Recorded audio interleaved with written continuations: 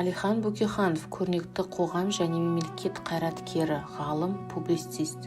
1866 жылы 5 наурызда дүниеге келген. 1879 жылы әкесі баласын Қарқаралы медресесіне оқуға жібереді. Содан кейін жас жігіт 3 сыныптық қалалық орыс қазақ мектебіне ауысады. 1886 жылы Әлихан Бөкейханов Омбыға кетіп, жергілікті техникалық училищеге оқуға түседі. Ол 1890 жылы 14 маусымда мектепті бітіргені туралы сертификатын алады. Техниктің аттестатын алғаннан кейін Әлихан Бөкейханов Петербургке кетіп, Орман институтының студенті болады. Мұнда оның қасиеттері қабілетті студент ретінде ғана емес, сонымен қатар қоғамдық және әдеби үйірмелердің белсенді қатысушы ретінде де көрінді.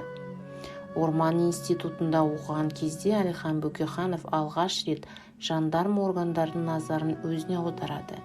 Нәтижесінде саяси сенімсіз элементтер тізіміне енеді. Орман институтын ойдағыдай бітіріп, 1894 жылы Әлихан Бөкейханов Омбыға оралды. Үзілістермен шамамен 14 жылға созылған қалада болған бұл кезең оның білім беру және қоғамдық өмірге белсенді қатысу уақыты болды. Әлихан Бөкейхановтың қоғамдық белсенділігі патша өкіметінің алаңдаушылығын туғызды, және олардың өкімі бойынша ол полицияның жасырын қадағалауына алынды. Қоғам қайраткер ретінде Әлихан Бөкейхановтың өмірбаяндағы маңызды кезең бірінші мемлекеттік думадағы сайлау науқанына қатысу болды. Ол қазақ даласына сапар шегіп, дала өлкесінің байырғы халқымен кездесулер өткізіп, алдағы сайлауға және Қазақстан үшін кезек күттірмейтін міндеттерге өз көзқарасын білдірді. Сонымен қатар оның жергілікті мерзімді баспасөз беттеріндегі жарияланымдарында патшалық Ресейдің саяси жүйесін демократияландыруға шақырулар айтылды. 1906 жылы қаңтарда Семейге сапары кезінде оны полиция ұстап, Павлодар түрмеге қамады. Ал біраз уақыттан кейін Омбы түрмесіне ауыстырылды. Ол Семей облысының Қарқаралы уезінің Тоқырау облысынан сайлаушы болып сайланғаны туралы белгілі болған кезде ғана 1906 жылы 30 сәуірде түрмеден босатылды. 1906 жылы 15 маусымда Семей қаласында өткен облыстық таңдаушылар жиналысында ол осы өңірдің қазақ халқынан бірінші мемлекеттік думаның депутаты болып сайланды.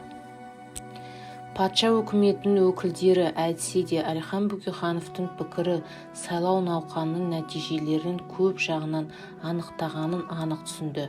Сондықтан олар 1907 жылы желтоқсанда сот шешімімен Әлихан Бөкейхановты 3 айға бас бостандығынан айырды. Ал 1908 жылы ол дала өлкесінің шегінен шығарылып, Самараға қоныстануға мәжбүр болды. 1913 жылы ақпан айында дала өлкесінде Әлихан Бөкейханов, Ахмет Байтұрсынов және Міржақып Дулатовтармен бірге қазақ газетінің пайда болуы елеулі жетістік деп санауға болады деп қазақ халқының тарихында алғашқы жалпыұлттық мерзімі басылымда болды. Ақпан төңкерісінен кейін оның кадеттерімен жолдар бөлінді. Осыдан кейін ол Томск қаласында Сібір автономистерінің съезіне қатысады. Томск съезі Сібір үкіметінің құрамында қазақ автономиясын құруға келісім береді. Елге оралған соң Әлихан Бөкейханов тарихи бойынша Алаш деген атпен танымал алғашқы қазақ ұлттық саяси партиясын құруға кіріседі. 1917 жылғы желтоқсанда екінші жалпы қазақ құрылтайында қазақ автономиясы жарияланды және Әлихан Бөкейханов бір ауыздан оның бірінші төрағасы болып сайланды. Автономия идеясын кеңес өкіметі қабылданбағандықтан Әлихан Бөкейханов заңды негізгі мәдениет саласында жұмыс істеуге мүмкіндік алды. Ол ғылыми ағартушылық және әдеби қызметпен белсенді айналысады. Оның көптеген еңбектері мен аудармалары 20-30 жылдары жарық көрді. Оның қазақтың ұлттық ақыны ағартушысы Абай Құнанбаевпен есіммен байланысты. Қазақ әдебиетіне сіңірген еңбегін ерекше атап өткен жөн. Ол абайтанудың негізін қалаушысы.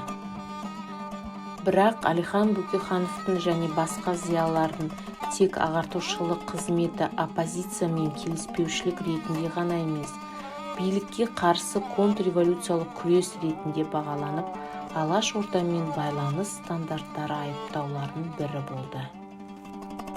1922 жылы Әлихан Бөкейханов Мәскеуге жер аударылды. Алғашқы жылдары Әлихан Бөкейханов КСРО халықтары орталық баспасының қазақ секциясының әдеби қызметкері болып жұмыс істейді. 1926 жылы КСРО ғылыми академия президиумының шақыру бойынша біраз уақыт КСРО ғылыми академияның автономдық және одақтас республикаларды зерттеу жөніндегі ерекше комитетінің құрамында Қазақстан бойынша тұрақты сарапшы ретінде жұмыс істеді.